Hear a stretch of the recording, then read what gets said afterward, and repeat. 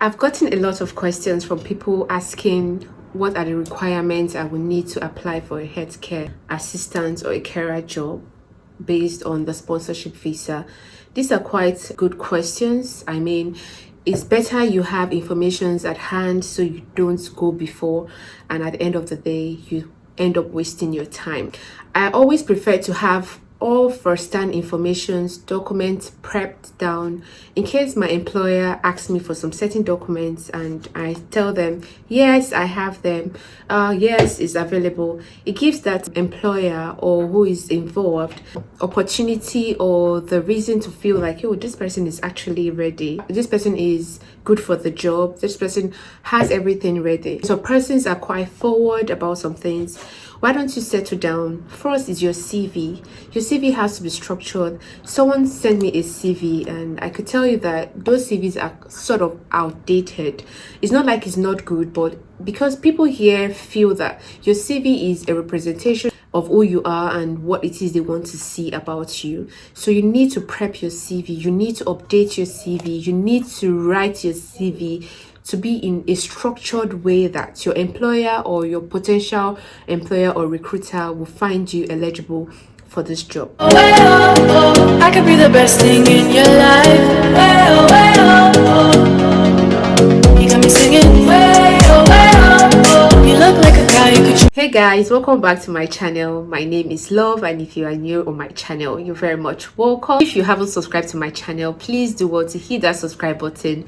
Make sure your notification bell is turned on so you get notified each time I post new content on my channel. On this channel, I post content 3 days in a week just to give you first-hand informations about things that are happening in the UK. To my returning subscribers, thank you guys for tuning into my channel. And if you haven't still subscribed to my channel, please do well to hit that subscribe button. Thank you guys very much for your support so far. It's been overwhelming. A few days ago, we touched down 1k subscriber and it's been so real here. The likes, the views and the comments that have been coming. I would say thank you very much for all your support and all your love. So on this channel is positive vibes here. It's content back to back every week. And if this is something that you're interested in, please do share my videos. Turn on your notification bell so you get notified each time I'm dropping new content on my channel. So on today's video, I'm going to be sharing with you guys requirements that will help you or will prep you readily for this job when you're applying for them.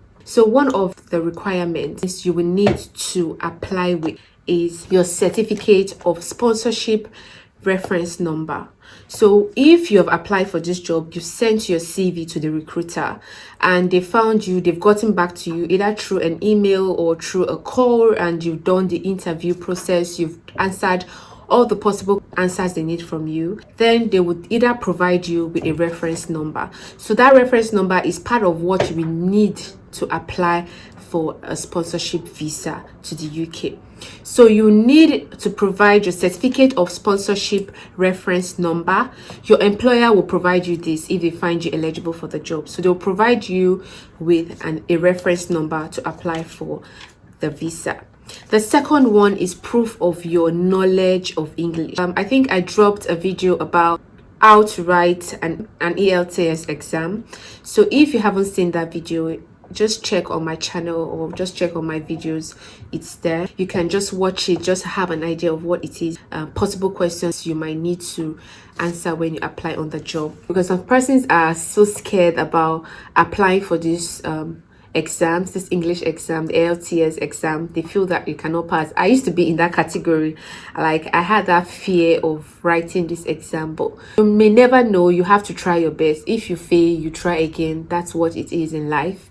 Yeah, so that doesn't make you a failure. It just gives you a trial on what to do next. So if you are applying for a sponsorship visa, you will need to provide proof of English. So there are sites where you can apply for proof of English just to write the exams, and if you pass, you can submit that result or the certificates amongst other documents you need to apply for this visa. The second one is a valid passport or other documents that show your identity and nationality. So at the moment, we that are Nigerians, it's quite difficult for us to get passport at the moment. Like previously in the UK, I think it's quite difficult because now you have to apply for the NI. I'm going to be doing a video about that in my subsequent videos, or I'm going to upload it on this channel. So if you're in the UK, there are a rule now that you have to submit, or you have to have an NI, national identification number, to be able to apply for a renewal passport or a fresh passport. So it's quite difficult. So most people don't even have passport. I always say that you don't know what might happen to you tomorrow. You might see someone in this life now, or you might see a helper who will say, I'm interested in taking you to this country. Where is your passport? You need to apply for a visa tomorrow. So how do you get a passport? So these sort of things, if you can have an ATM card, why can't you have a passport but readily available with you? So for some persons that might get this opportunity, a passport might be the reason why they are not getting in touch with you anymore, because they will ask you, do you have a valid passport? And if you don't have, it takes time now to get a valid passport in Nigeria.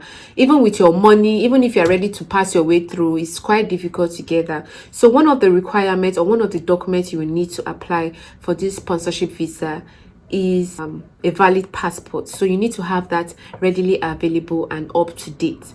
The second one, your job title and annual salary.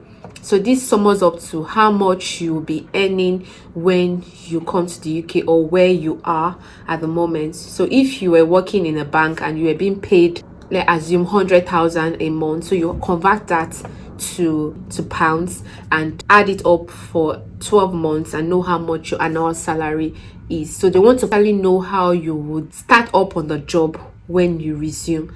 Because if you are not given an accommodation, at the point you need to use your own money to come to work, go back home, do feeding, because your sponsor will not provide food for you. They won't provide basic things for you, like getting jackets and all of that. So they want to know how much is your annual salary, how much you earn, if you're able to take care of yourself when you come to the UK. The other document you will need to apply with is your job occupational code.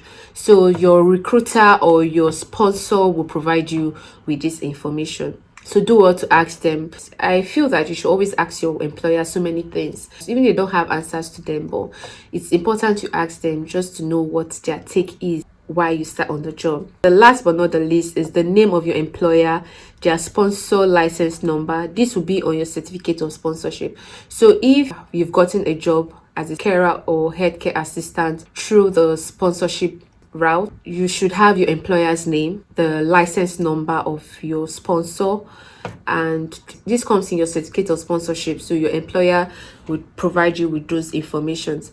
Ask your employer for a copy of your certificate of sponsorship if you do not have one. So when you've passed all the eligibility or the interview or the tests, so do well to ask questions, do well to ask for a certificate of sponsorship, so that you have these documents available to apply for your visa. So other documents that might really be important that you may need to also apply for this application, depending on your circumstances, you might be asked to provide one, evidence that you have enough personal savings to support yourself in the UK. So they want to know that when you come to the UK, you have money to sponsor yourself to work, back from work, feeding, buying data for yourself, basic necessities that requires funds for you to take care of yourself before you start receiving payments or start receiving salary from your sponsor. For example, bank statements, unless your certificate of sponsor shows your employer can support you. So if your employer is going to be the one to sponsor you for 3 months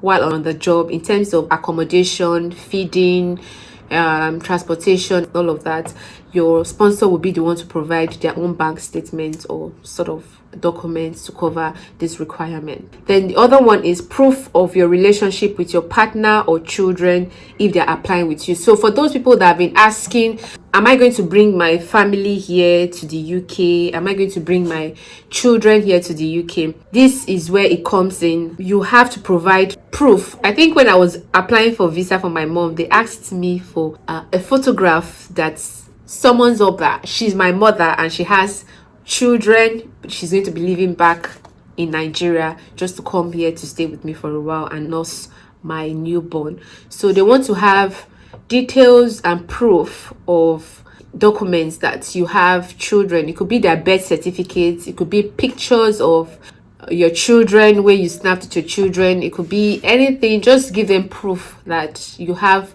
children that you'll be bringing to the UK alongside with you. And if you're bringing your partner or your spouse, it could be a marriage certificate and all of that. Another document you can apply with is tuberculosis test results. If you are from a listed country, is a requirement to provide a tuberculosis test, and it's advisable that only when your sponsor has found you eligible for this particular role that you can now go and apply for a tuberculosis test, because I believed or I heard that tuberculosis tests have a period of time that it can last before it expires.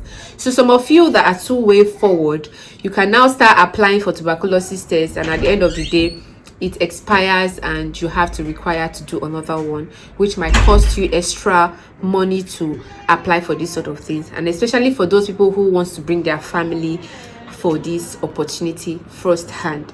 Then a criminal record. The other document you will need to apply if it's necessary is your criminal record certificate if you are working in a certain job. So for every job you start up in the UK, you must have, or if you are going to a particular country, you must have or submit police clearance certificate.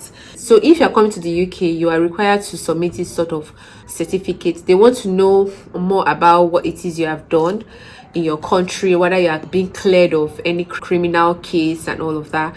And for us that are already in the UK, any job that we do, if you're in the UK, any job that you do, you must surely provide a criminal record certificate. So they must always apply for you. Sometimes your employer might do that for you, but if they don't do that for you, you have to do that for yourself by paying for a criminal check. That's what it's called in the UK, a criminal check record. So where they take your details and they go through your criminal records to check if you haven't committed any crime, you haven't killed anybody, you're not involved in fraud, child abuse, child trafficking, anything that has to do with crime. That's what a criminal record shows or is if you are applying for a job in the UK. But if you're applying from overseas, you have to show a police clearance certificate. And the other one is your UK PhD certificate or your unique STs reference number, formerly unique UK NARIC reference number.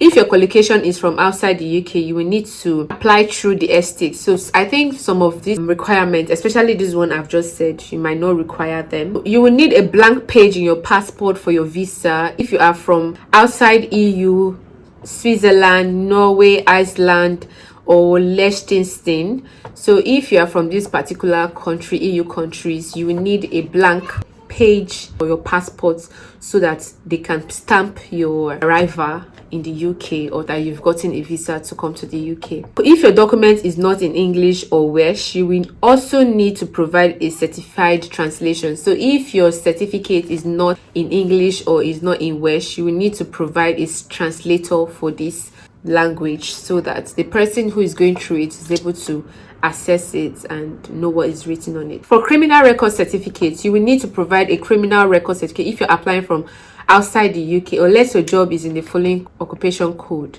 So these are basically some of the things that you need to apply with, possible requirements that you will need to apply with if you are eligible or if you become successful in applying for this sponsorship visa from overseas. I haven't said much about the requirements that you will need to apply for this job. If this video was quite interesting to you and you haven't subscribed to my channel, please do well to hit that subscribe button.